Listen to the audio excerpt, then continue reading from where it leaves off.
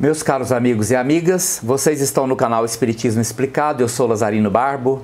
Antes de começar nosso vídeo de hoje, eu vou te pedir que ajude o nosso canal a crescer. Inscreva-se no nosso canal e deixe aí o seu like. É muito importante o seu like para que o YouTube possa dar visibilidade ao nosso canal. Hoje nós vamos dar continuidade à análise das psicografias. Essas mensagens foram psicografadas aqui mesmo no Núcleo Espírita Kardecista Renascer. São espíritos ainda em busca do seu aprimoramento. Esta mensagem foi psicografada no dia 14 de fevereiro de 2018 e ela começa assim: Éramos os filhos do temido e não menos influente Coronel Teodoro, dono de terras a perder de vista naquele interior de Minas Gerais. Éramos 7, 6 homens e Lúcia. Lúcia era a caçula e chegou ao mundo com uma triste sina. A sua chegada pôs fim à vida de nossa mãe, Lucinda, que não resistiu a mais um parto feito em casa por mãos ignorantes, ainda que experientes. Dona Ana, irmã de nosso pai, foi quem cuidou da menina órfã e também de nós, os meninos. Ela era rígida, o semblante carregado, sempre fechado como se todos os dias ao acordar brigasse com a vida e ficasse de mal todos os dias para sempre. Amém. O vestido era sempre sóbrio, escuro, fechado até o pescoço. Apenas sua face triste e cheia de rancores se deixava à mostra. Lembro-me pouco de minha mãe. Eu, o quarto filho de nome Lupércio, tinha 6 anos quando ela se foi.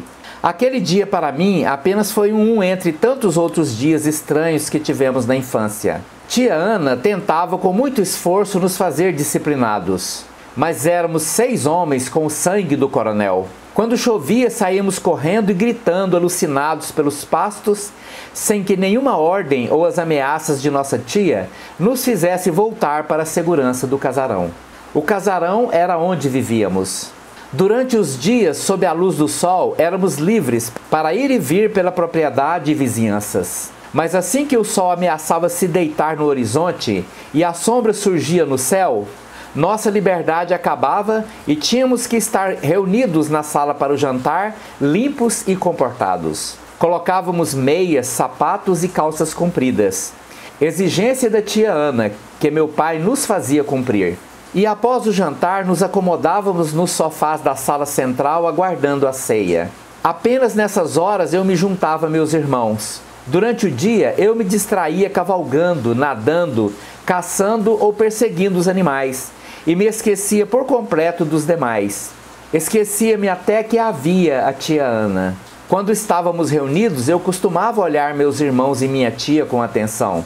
Honestamente, eu não sentia que pertencia àquela família. Não compartilhava as conversas, os gostos, os planos, as ambições dos outros. Meu pai, então político na capital do estado, raramente estava presente, o que colaborou e muito para a minha indisciplina. Eu nunca fui à escola, diferente de meus irmãos. A princípio, diante de minha recusa agressiva, tia Ana arranjou-me um professor particular para me ensinar em casa. E veio o professor Herculano, diretamente da capital para morar conosco no casarão. Não sabia ele que estudar para mim era algo absurdo, absolutamente fora de questão. Logo voltou para sua casa. Depois, a própria tia Ana quis me dar aula de ciências e literatura, mas também ela desistiu, já convencida da minha ligação próxima com o diabo. Passaram-se os anos e fui envelhecendo, sozinho como desde criança. Tia Ana e meu pai se foram para junto de minha mãe. Meus irmãos mudaram-se para a capital, uns médicos, outros advogados, um político. Lúcia foi para um convento. A coitada, que nunca teve vez nem voz, preferiu se ausentar de vez do mundo a continuar invisível naquele casarão, que com o passar dos anos tornou-se cada vez mais sóbrio e vazio. Houve um dia em que quase acreditei que tudo poderia mudar. Foi uma ocasião rara em que fui até a capital me tratar com um dos irmãos médicos, já na iminência de meus 50 anos. Numa esquina, ao parar para cruzar a rua, avistei-a, também parada do outro lado. Ela usava um vestido alvo, assim como sua pele de doce senhora. Jovem e pequena, parecia flutuar sobre a calçada.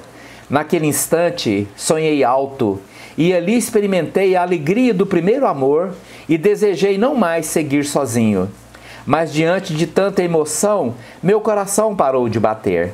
Quando acordei no hospital, diante da euforia da equipe médica, orgulhosa de sua competência, ela não estava mais lá. Ainda fiquei um tempo na capital, justificado pela convalescência. Procurei por ela, cheio de angústia, do desespero de um prisioneiro condenado à prisão perpétua, que por um único instante avista a porta da cela aberta, a luz do sol tocando suas faces e indicando o caminho da liberdade. Mas as pernas lhe desobedecem e ele cai ao chão imobilizado antes de cruzar o umbral. Mas que insanidade a minha! Não sabia nada a respeito dela. Com minha instrução precária, a descrevia como uma fada, impossível ser real. Voltei para o casarão no interior, ainda mais triste e mais solitário. E desde o meu retorno, comecei a esperar pelo meu fim. Depois de quase 30 anos do episódio da moça fada que flutuava, finalmente deixei a fazenda e o casarão. Naquela noite, entre tantas noites, sozinho como sempre fui, lamentando a vida que não tive. E pensando, sem chegar a nenhuma resposta, se eu não soube viver ou se a vida me manteve fora dela mesma. Pelo espírito, Lupércio. Pela médium, Eliane. Meus prezados irmãos e irmãs, que interessante esta encarnação do Lupércio. Um homem rude, ignorante, solitário, nunca fez mal nem bem. Simplesmente viveu uma vida, como se esta fosse um fardo, onde relacionar-se com as outras pessoas, suportar a convivência, era para ele um grande sofrimento. Mesmo na infância, junto com seus 6 irmãos, e a pequena Lúcia, estigmatizada pelo fato de sua mãe ter morrido no seu parto, não despertava para ele nenhuma afinidade, nem com a família, nem com as demais pessoas. Com a morte de sua mãe, a tia Ana assumiu o papel, cuidando daquela família, porque o pai, o coronel Teodoro, não tinha tempo para eles. E ele se sentia naquela família como um peixe fora d'água. Não tinha afinidade com ninguém, apenas vivia, como se fosse um espírito distanciado de seus afetos, sem nada que o ligasse emocionalmente, espiritualmente àquela família. Quantas vezes isso acontece quando em vidas passadas nós vivemos em uma família harmoniosa, cercados de amor e não valorizamos. Ao invés de contribuirmos para o bem-estar daquela família, ao invés de retribuirmos o amor que recebemos, nós acabamos não conseguindo criar laços de afinidade e nos tornamos aquela pessoa indesejada, desagradável numa família. Sempre dispostos a cobrar, a exigir mais, sempre voltado para uma vida ciumenta, onde nada que nos é destinado é suficiente. E quantas vezes nos tornamos o ponto de sofrimento daquela família. E essa situação, em contato com a lei de ação e reação, nos direciona para uma nova encarnação, onde somos distanciados de nossos afetos. Nascemos naquelas famílias cujo comportamento, sentimentos, emoções, nada nos satisfaz. O Lupércio era assim, vivia em uma vida completamente desinteressado pela própria vida.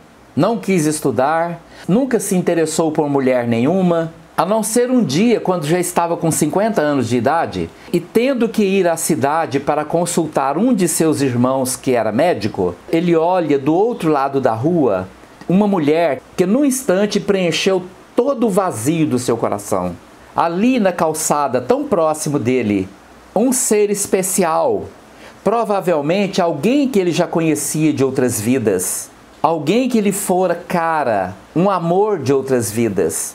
E ela usava um vestido alvo, assim como sua pele de doce senhora. Jovem e pequena, ela parecia flutuar no ar, e a emoção foi tão grande que ele infartou, quase morreu. Mesmo depois de recuperar a saúde, ainda permaneceu na cidade, andando pelas ruas, pelas praças, procurando encontrá-la.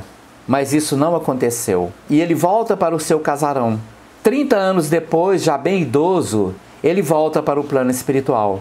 Aprisiona-se no casarão, tornando-se um eremita, que mesmo depois de décadas, ainda permanece lá, sozinho, solitário, tentando desvendar os seus enigmas, sem ter uma resposta, se ele não soube viver ou se foi a vida que o manteve fora dela. E agora, depois de muito esforço da espiritualidade trabalhadora, conseguiram chegar até ele. E ele se encontra aqui abrigado nessa instituição, mas ainda muito distante, muito vazio, sem nada que chame a atenção do seu mundo mental, escondido e satisfeito, e ao mesmo tempo infeliz dentro de sua própria solidão.